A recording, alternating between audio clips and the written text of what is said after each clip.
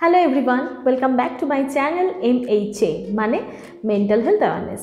Mental health অ্যাওয়ারনেসে আমি psychologist এবং স্পেশাল এডুকেটর সুস্মিতা দত্ত আরও একবার চলে এসেছি একটি নতুন ভিডিও নিয়ে। আজকের ভিডিওতে যে বিষয় নিয়ে আলোচনা করব সেটি হচ্ছে স্কিজোফ্রেনিয়া।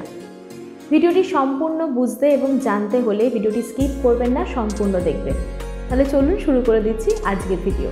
আর যারা আমার চ্যানেলে নতুন, যারা এই ভিডিওটি প্রথম দেখছেন, যদি আপনাদের আমার এই ভিডিওটি ভালো লেগে থাকে অবশ্যই শেয়ার করতে ভুলবেন না, এবং যারা এখনও পর্যন্ত চ্যানেল সাবস্ক্রাইব করেনি তাদেরকে রিকোয়েস্ট প্লিজ চ্যানেলটি সাবস্ক্রাইব করুন। তাহলে বন্ধুরা, এই স্কিজোফ্রেনিয়া কী? স্কিজোফ্রেনিয়াকে মেনলি বলা হয় থট ডিসঅর্ডার, মানে যেখানে ব্যক্তির চিন্তা ভাবনায় একটা অসঙ্গতি লক্ষ্য করা যায়।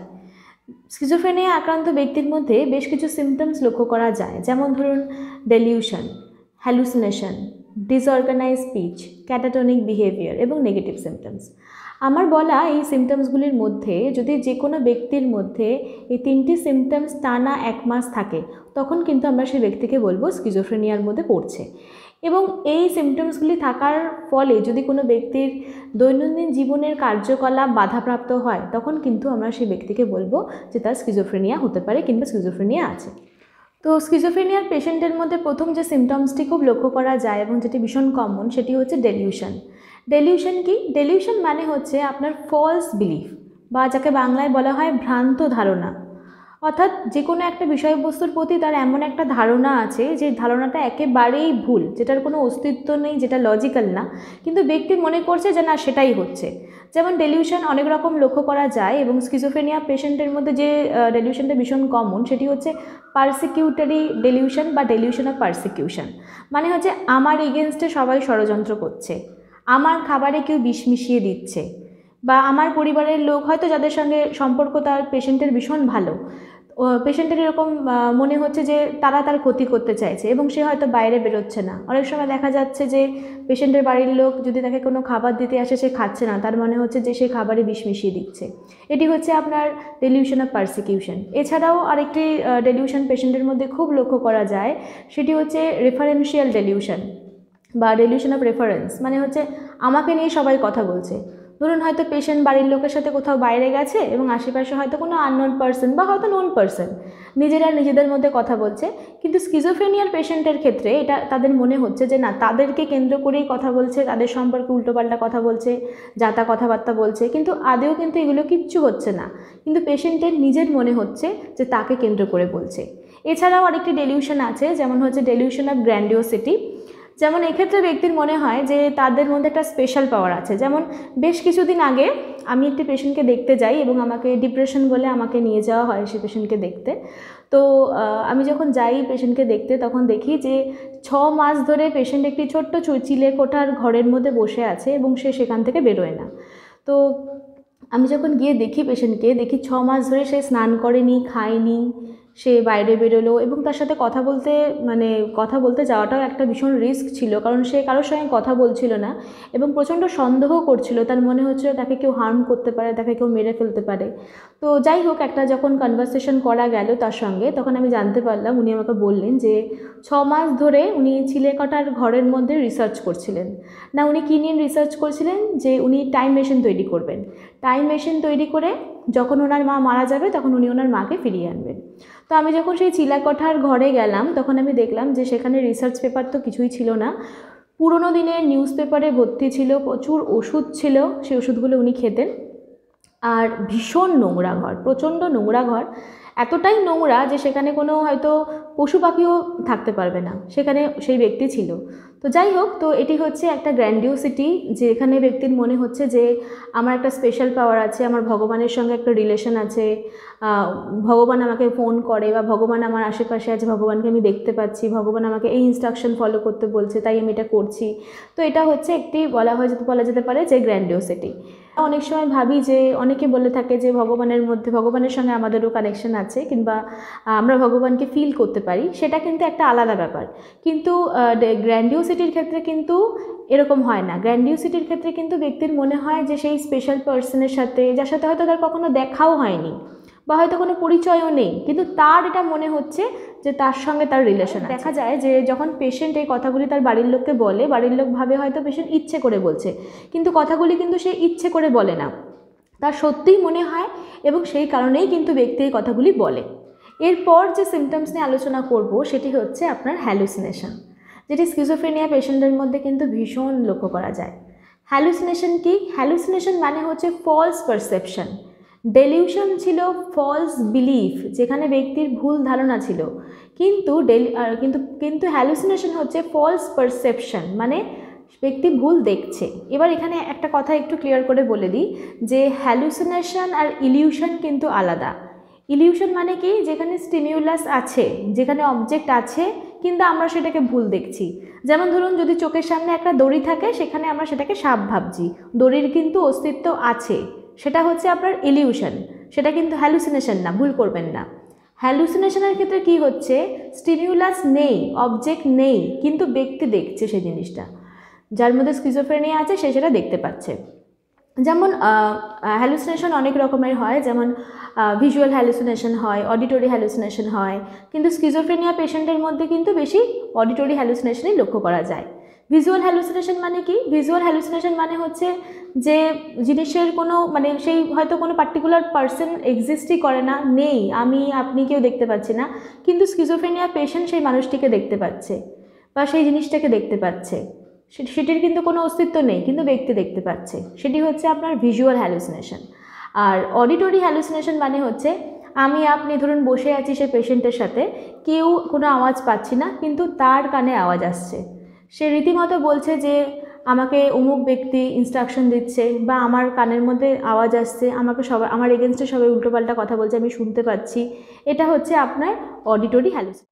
অনেক সময় কি হয় যে যখন ব্যক্তি মানে বিশেষ করে স্কিজোফ্রেনিয়া আক্রান্ত ব্যক্তি যখন আমাদের এই কথাগুলি বলে যে আমার এগেনস্টে ষড়যন্ত্র করছে, আমার খাবারে কেউ বিষ মিশিয়ে দিচ্ছে, বা আমি অমুককে দেখতে পাচ্ছি, বা অমুকের কানে আওয়াজ আমার কানে আসছে, তখন অনেক সময় কি হয়, যেহেতু অ্যাওয়ারনেস নেই, মানুষ মনে করে যে হয়তো তাকে ভূতে ধরেছে কিংবা তার গায়ে হাওয়া লেগেছে। তো সেই জন্য কী হয়, অনেক সময় চিকিৎসকের কাছে নিয়ে যাওয়া হয় না, তাকে কোনো তান্ত্রিক বা কোনো এই সমস্ত যেখানে হয় সে সমস্ত জায়গায় নিয়ে যায়। কিন্তু এতে যেটা হয় যে ট্রিটমেন্টটা ডিলে হয়ে যায়। এসব করে কিন্তু এই সমস্ত রোগ কখনো ঠিক হয় না। এরপরে যে সিমটমসটা নিয়ে আলোচনা করব সেটি হচ্ছে আপনার ডিসঅর্গানাইজ স্পিচ। ডিসঅর্গানাইজ স্পিচ কি? যে সমস্ত ব্যক্তির মধ্যে স্কিজোফ্রেনিয়া আছে তাদের কিন্তু একটা কথা বলার সমস্যা লক্ষ্য করা যায়। যেমন ডিসঅর্গানাইজ স্পিচের মধ্যে প্রথম যেটি আসছে সেটি হচ্ছে ডিরেলমেন্ট। ডিরেলমেন্ট কি? মানে ধরুন আপনি যদি পেশেন্টকে জিজ্ঞেস করেন যে আপনি কালকে কি খেয়েছেন বা আপনি কি করছেন, দেখা যাবে যে সে সেই টপিক রিলেটেড কোনো কথাই বলছে না, সে একটা টপিক থেকে আরেকটা থেকে আরেকটাতে ক্রমশ চলে যাচ্ছে এবং আপনাকে ঠিকঠাক করে প্রশ্নের উত্তর দিচ্ছে না। এটি হচ্ছে আপনার ডিরেলমেন্ট। এছাড়া আরও একটি স্পিচের সমস্যা স্কিজোফ্রেনিয়া পেশেন্টের মধ্যে লক্ষ্য করা যায়, সেটি হচ্ছে আপনার ট্যানজেনশিয়ালিটি। ধরুন আপনি তাকে কোনো একটা প্রশ্ন করলেন, সে একদমই একটা অপোজিট অ্যান্সার আপনাকে দিচ্ছে, কিছুতেই আপনার প্রশ্নের সঠিক উত্তর সে দিচ্ছে না, বা যদি দিয়েও থাকে জাস্ট টাচ করে বেরিয়ে যাচ্ছে, জাস্ট কোনো রকমের টাচ করে বেরিয়ে যাচ্ছে, আপনাকে উত্তর দিচ্ছে না।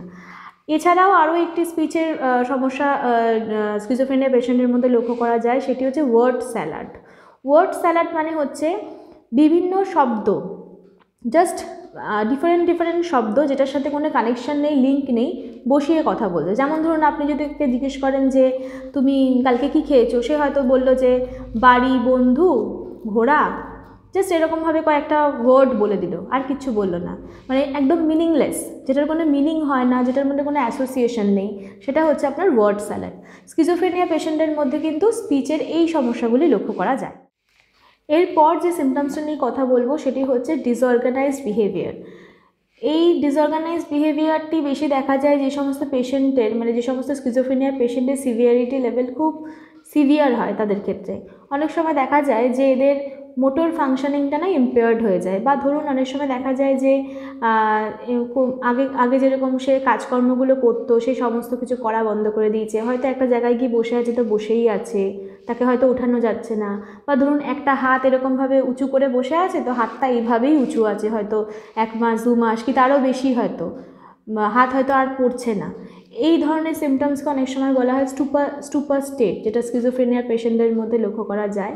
এছাড়া অনেক সময় দেখা যায় যে যে মানুষটি আগে প্রচুর কথা বলতো সে হঠাৎ করে কথা বলা একদম বন্ধ করে দিয়েছে। এটিকে অনেক সময় বলা হয় মিউটিজম, মানে সে একেবারেই চুপ করে গেছে, তার মুখ দিয়ে রাও আওয়াজ শোনা যায় না, তাকে যদি মারাও হয় সে একদম কোনো উত্তরই দেয় না, পুরো চুপ করে গেছে। এটাও কিন্তু অনেক সময় লক্ষ্য করা যায় যে স্কিজোফ্রেনিয়া পেশেন্টের মধ্যে আছে।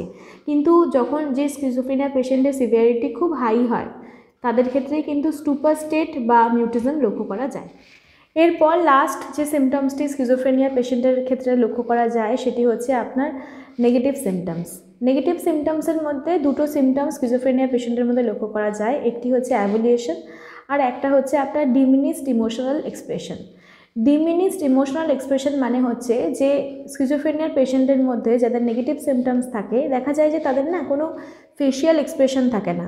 যেমন আমি যখন ইন্টার্নশিপ করতাম আমি একটি পেশেন্টকে দেখেছিলাম, যখনই আমি সেই স্কিজোফ্রেনিয়ার পেশেন্ট, তো সেই পেশেন্টের সাথে যখন আমি ইন্টারাক্ট করছিলাম কথা বলছিলাম দেখা যাচ্ছিলো যে সেই পেশেন্ট খুবই উত্তর প্রথমত অ্যান্সার ভীষণই কম দিচ্ছিল, হ্যাঁ নায় উত্তর দিচ্ছিল। আর তার মধ্যে সে খুবই সে তাকিয়েছিল যে স্থির দৃষ্টিতে তাকিয়েছিল, তার চোখের পাতাও পড়ছিল, জাস্ট এইভাবে স্টিফ হয়ে দাঁড়িয়ে বসেছিল, মনে হবে দেখে রোবট। তো তখন আমার এতটা এক্সপিরিয়েন্স ছিল না, তখন আমি বুঝতে পারিনি যে এটি স্কিজোফ্রেনিয়ার কেস বা এটা স্কিজোফ্রেনিয়ার পেশেন্ট বা নেগেটিভ সিমটমস। তো আমি ভাবছিলাম শুধু যখনই তার সঙ্গে ইন্টারাক্ট করছিলাম যে আমি হাসছি সে কেন স্মাইল ব্যাক করছে না, সে কেন হাসছে না, বা সে এইভাবে কীভাবে বসে থাকতে পারছে, আমার তখন মাথায় প্রচুর প্রশ্ন আসতো। তো তারপর সেই পেশেন্টে যাওয়ার পর আমাদের সিনিয়র সাইকোলজিস্ট কিংবা সাইকিয়াট্রিস্টরা তখন আমাদের বুঝিয়ে বলেছিলেন যেটি স্কিজোফ্রেনিয়ার পেশেন্ট। তো এখন যেমন আমার একটা এক্সপিরিয়েন্স আছে, ক্লিনিক্যাল আই আছে, এখন যেমন দেখে বুঝতে পারবো, তখন সেটা ছিল না। তো স্কিজোফ্রেনিয়ার পেশেন্টের মধ্যে কিন্তু এই ডিমিনিশড ইমোশনাল এক্সপ্রেশনটা লক্ষ্য করা যায়, যে তাদের মধ্যে কোনো রকম ইমোশনাল এক্সপ্রেশন থাকবে না, তাকিয়ে থাকবে তো আপনার দিকেই তাকিয়ে আছে, মাথা বা হাত হয়তো এরকম মুভমেন্ট করছে না, এই ধরনের সিমটমসগুলো লক্ষ্য করা যায়। এছাড়া যেটি দেখা যায় সেটা হচ্ছে অ্যাভুলিয়েশন, আগে যেমন যে সমস্ত কাজকর্মগুলো করতে পেশেন্ট ভীষণ মোটিভেশন পেত, সেই কাজকর্মগুলো করতে এখন আর মোটিভেশন পাচ্ছে না, এখন হয়তো সেই কাজকর্মগুলো আর করতে পারছে না, কিংবা কোনো সোশ্যাল সিচুয়েশনে পার্টিসিপেট করছে না, নিজেকে প্রচণ্ড পরিমাণে সোশ্যালি আইসোলেটেড করে রাখছে। এগুলি হচ্ছে কিন্তু আপনার নেগেটিভ সিমটমসের মধ্যে পড়ছে। আমরা জানি যে স্কিজোফ্রেনিয়া কেন হয়, কজেস কি স্কিজোফ্রেনিয়া হওয়ার, কী রিজনে স্কিজোফ্রেনিয়া কোনো মানুষের মধ্যে হতে পারে। যেমন আমরা আজকে ভিডিওতে আলোচনা করলাম, আপনারা আশা করি বুঝতে পারলেন যে স্কিজোফ্রেনিয়া একটা সিভিয়ার মেন্টাল ইলনেস, কিন্তু এখানে কিন্তু অবশ্যই ট্রিটমেন্টের দরকার। রিসার্চ বলছে যে স্কিজোফ্রেনিয়া দুটো কারণে হতে পারে, একটি হচ্ছে আপনার যদি এনভায়রনমেন্টাল ফ্যাক্টরস, আর সেকেন্ড হচ্ছে আপনার জেনেটিক ফ্যাক্টরস। জেনেটিক ফ্যাক্টরস মানে কি, যদি মা বাবা কিংবা পরিবারের অন্যান্য কোনো সদস্যর যদি স্কিজোফ্রেনিয়া থাকে তাহলে দেখা যায় যে পরবর্তী জেনারেশনে বাচ্চার স্কিজোফ্রেনিয়া হতে পারে। এনভায়রনমেন্টাল ফ্যাক্টরসের মানে হচ্ছে ধরুন যেখানে ব্যক্তির মধ্যে সিজোটাইপাল পার্সোনালিটি ট্রেট আছে, যেমন ধরুন ছোটো থেকে হয়তো সে চুপচাপ, কারোর সঙ্গে কথা বলে না, বা তার হয়তো বন্ধুত্ব করতে সমস্যা হয়, বা সে খুব একটা এমপ্যাথেটিক না, কিংবা ইমোশনাল এক্সপ্রেশন তার খুব কম, বা খুব একটা বেশি হাসে না, চুপচাপ থাকে, নিজের মতো থাকে, খুব রিজার্ভ থাকে। অনেক সময় দেখা যায় যে বড় হলে ধরুন 15 থেকে 25 বছরের মধ্যে বয়স হলে যদি তার জীবনে কোনো রকম একটা স্ট্রেস ফ্যাক্টর আসে, ধরুন পরীক্ষায় ফেল করলো, কিংবা ধরুন কোনো ইকোনমিক্যাল প্রবলেম এলো, যে কোনো একটা ধরুন স্ট্রেস যদি তার জীবনে আসে, তখন দেখা যায় যে সেই মেয়েটি বা সেই ছেলেটির মধ্যে কিন্তু স্কিজোফ্রেনিয়া দেখা যাচ্ছে। এছাড়া আরও যে একটি কারণে স্কিজোফ্রেনিয়া হতে পারে সেটি হচ্ছে নিউরোকেমিক্যাল ইমব্যালেন্সেস। যদি আমাদের ব্রেনের মধ্যে নিউরোকেমিক্যাল ইমব্যালেন্সেস হয়, ধরুন সেরোটোনিন এবং ডোপামিনের মাত্রা যদি খুব বেড়ে যায়, তখনও কিন্তু অনেক সময় স্কিজোফ্রেনিয়া হতে পারে। তো বন্ধুরা, এর ট্রিটমেন্ট কী? এর ট্রিটমেন্ট হচ্ছে মেডিসিন এবং সাইকোথেরাপি। সবার প্রথমে আপনারা যদি আপনাদের কাছের কোনো মানুষের মধ্যে এই ধরনের সিমটমস দেখেন, তাহলে অন্য কোনো জায়গায় না গিয়ে দেরি না করে প্রথমে চেষ্টা করবেন আপনাদের নিয়ারেস্ট কোনো সাইকিয়াট্রিস্টের সাথে কনসাল্ট করতে। নিয়ারেস্ট কোনো সাইকিয়াট্রিস্টের সাথে কনসাল্ট করার পর, ওষুধ খাওয়ার পর যদি হ্যালুসিনেশন, ডেলিউশন, ডিসঅর্গানাইজ স্পিচ এই সিমটমসগুলো পুরোপুরি চলে যায়, যদি বন্ধ হয়ে যায়, তারপর কিন্তু তাকে সাইকো এডুকেশনের জন্য, কগনিটিভ থেরাপির জন্য কোনো সাইকোলজিস্টের সাথে নিয়ে যান, কিংবা কোনো সাইকোলজিস্টের সাথে কনসাল্ট করুন। আশা করছি বন্ধুরা আজকে আমার এই ভিডিওটি আপনাদের ভালো লেগেছে, এবং ভিডিওটির মাধ্যমে আপনাদের কিছুটা হলেও আমি কনসেপ্ট ক্লিয়ার করতে পারলাম। যদি ভিডিওটি ভালো লেগে থাকে অবশ্যই ভিডিওটি শেয়ার করবেন, এবং কমেন্ট সেকশনে কমেন্ট করে জানাতে ভুলবেন না কেমন লাগলো আজকের ভিডিওটা। থ্যাংক ইউ সো মাচ আজকের এই ভিডিওটি আমার দেখার জন্য।